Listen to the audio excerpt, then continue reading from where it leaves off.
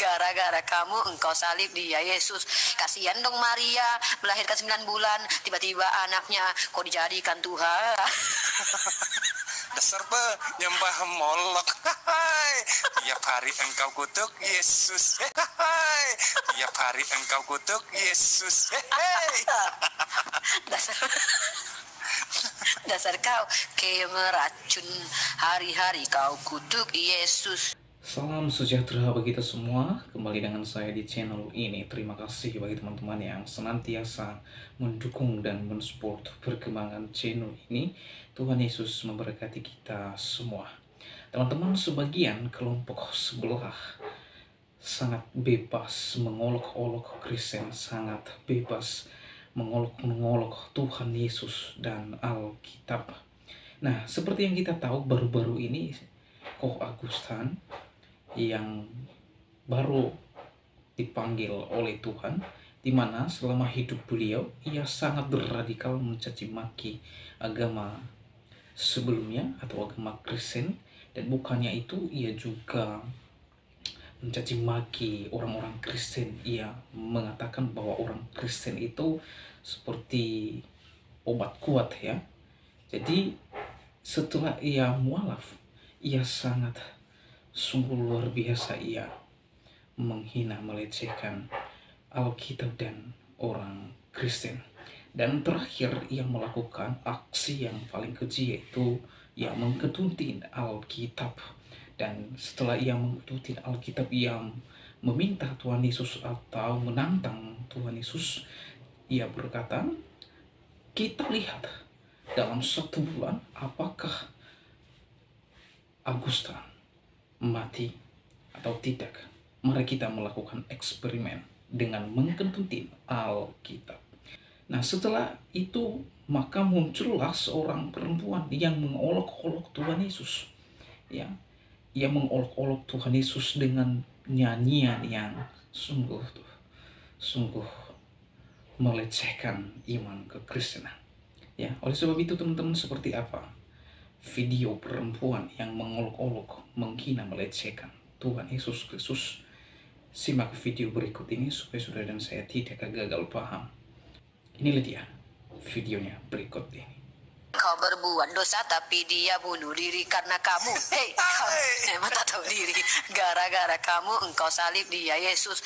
Kasihan dong Maria, melahirkan 9 bulan, tiba-tiba anaknya kok dijadikan Tuhan. Dasar penyembah Molok. Tiap hari engkau kutuk Yesus. Dasar kau kayak meracun, hari-hari kau kutuk Yesus. Kau yang berbuat dosa, kau yang memperkosa, engkau yang mencuri permen di supermarket. Hei, kau tak tahu diri, kau berbuat dosa tapi Yesus bunuh diri. Hei. Wah, itu asik tuh, nanti yuk kita jadiin parodi nanti. Nanti kita jadiin parodi tuh. Pokoknya sebelum diskusi sama Otit, kita harus ada lagu kebangsaan ya. Ada lagu kebangsaan. Bang Neblos udah punya yang aransemennya Hujan Gerimis aja.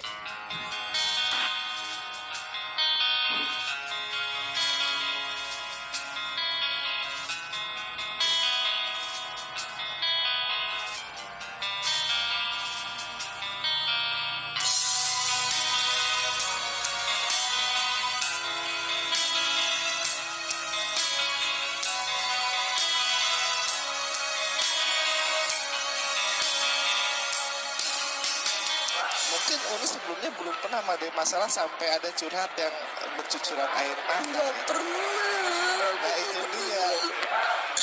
Aku dulu pernah ngadepin masalah kayak gini. Aku harus bisa sama anak aku nggak pernah. Dari dulu tuh anak aku lahir, aku nggak pernah bisa sama anak aku, nggak pernah.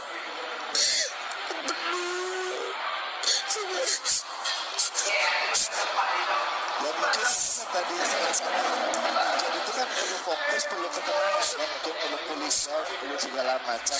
Kalau orang kerja tuh anggap cuti ya, mungkin terus merasa enjoy, akhirnya ada masalah yang menyenggol gitu, ada masalah yang menyentuh, seolah kasih peringatan, cooling down dong gitu. Ada dulu tujuannya gitu. Sebenarnya kayak gitu. Saya melihatnya seperti itu sih kalau saya tangkap. Terlepas dari tadi masalah gender laki-laki atau perempuan, tapi ya dia sedang menghadapi satu ujian yang levelnya sedang tidak seperti biasanya gitu. Mudah-mudahan ini dalam rangka naik level. Ya, aku juga manusia biasa kali. Aku juga orang lagi nggak tahu banget sekarang tuh kayak kenapa kok apa aku tuh bener-bener udah dilaknat Allah ya sekarang, kenapa aku tuh bener-bener udah dilaknat Allah ya sekarang, udah dilaknat Allah ya sekarang, kayak gitu-gitu. Aku beda banget. Orang tuh banyak bilang kayak aku tuh beda, bisa tuh berubah jadi gini. Apa sih orang-orang kayak gak tahu aja emang aku dia aja kayak gini gitu kan.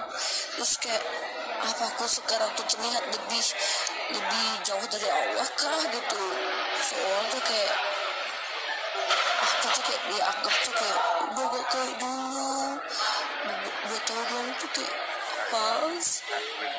Atau itu warning untuk lebih membenahi manajemen ini kali ini, manajemen aktivitas, manajemen rutinitas kali, untuk lebih dibenahi lagi manajemen rutinitasnya agar lebih apa ya, lebih enak dihadapi gitu kan.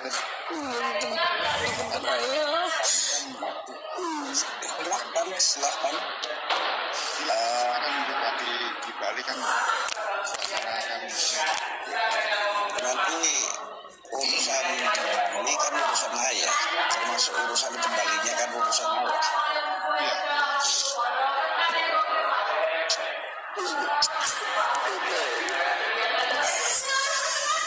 Mulai dari jadi Amerika itu sekarang sedang mengalami.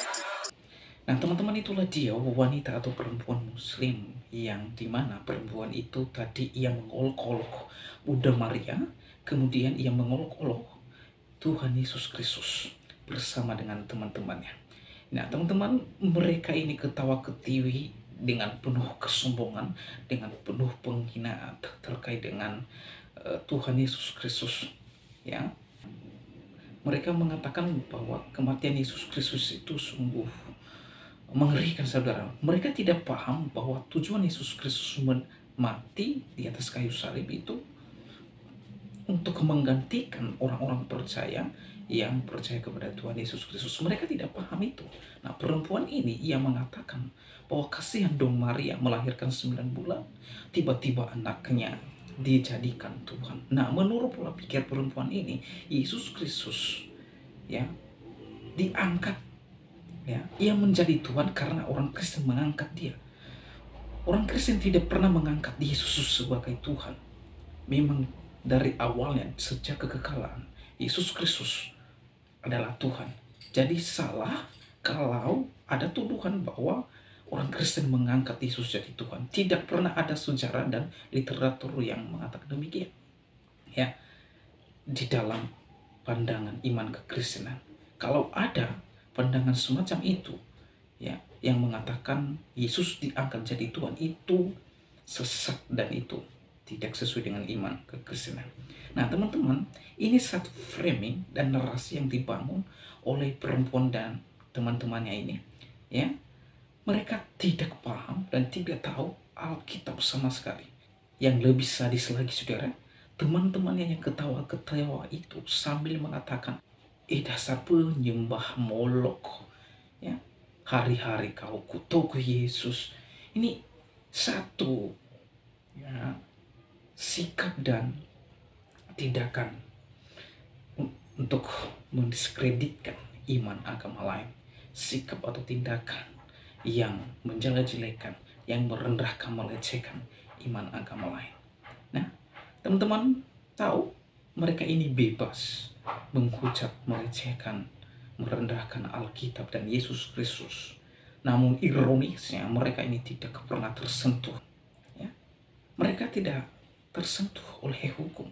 Mereka bebas berkuar-kuar di media sosial. Mereka bebas menghujat dan melecehkan, merendahkan, mendiskreditkan iman kekristenan khususnya. Namun mereka tidak pernah tersentuh oleh hukum. Teman-teman, kita lihat saja nanti seperti apa kehidupan mereka. Ya, kita lihat dan kita sudah dengar apa yang terjadi terhadap Ko Agustin, ya. Walaupun lebih 1 bulan usai ia melawan dan menantang Yesus, namun ya proses Tuhan itu memang ada. Ya, dia memberikan penderitaan dulu, ya, baru pada akhirnya menerima apa yang dia minta kepada Tuhan Yesus Kristus. Jadi itulah Tuhan Yesus Kristus, Allah pencipta langit dan bumi. Tidak boleh ditantang, tidak boleh dilecehkan, karena dia Allah, karena dia Tuhan. Ya, waktu Agustin dan perempuan ini mengolok-olok Tuhan, mengolok-olok Yesus, mereka tidak sadar yang mereka lawan, yang mereka hina adalah Tuhan pencipta langit dan bumi. Jadi kami orang Kristen tidak perlu demo, tidak perlu turun di jalan-jalan, tidak mengancam-ancam, ya, tidak mengancam-ancam, ya, tidak mempolisikan orang, ya, tidak mempolisikan, tidak, ya. Orang Kristen berdoa dan mendoakan orang-orang yang menghina, melecehkan iman sesembahan kami. Itulah sebabnya Yesus mengajarkan di dalam Injil Matius pasal 5 ayat 44. Di sana Yesus berkata, "Tetapi aku berkata kepadamu, kasihilah musuhmu dan berdoalah bagi mereka yang menganiayakan." Ajaran Yesus mengasihi orang-orang yang melecehkan, merendahkan, mendiskreditkan iman kami, ya. Oleh sebab itu di akhir video ini saya menyampaikan kepada kita semua tentang berita kabar sukacita, yaitu good news, yaitu tentang Yesus Kristus dan kehidupan yang kekal.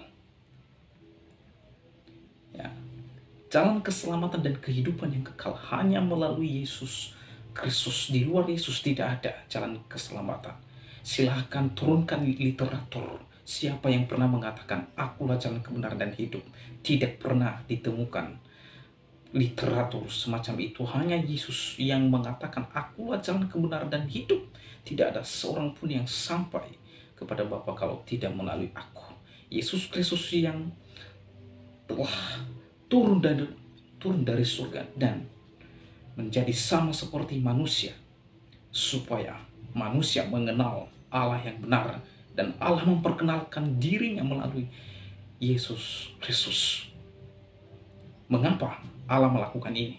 Karena Allah tahu dan manusia tidak mampu, tidak bisa menyelamatkan dirinya dari hukuman dosa. Orang yang sudah berdosa wajib dihukum mati. Oleh sebab itu Allah berinisiatif untuk menyelamatkan manusia. Dia yang berkuasa di surga turun ke dunia supaya orang-orang berdosa mengalami keselamatan dan kehidupan yang kekal. Oleh sebab itu jangan tunggu apa lagi. Jangan tunda-tunda. Hari ini terima Yesus Kristus sebagai Tuhan dan Juru Selamat saudara dan saya. Sekali lagi, di luar Yesus Kristus tidak ada jalan keselamatan. Melalui Yesus Kristus, saudara dan saya dapat diselamatkan. Demikianlah video saya kali ini. Sampai jumpa di video saya selanjutnya. Tuhan Yesus memberkati kita semua. Shalom.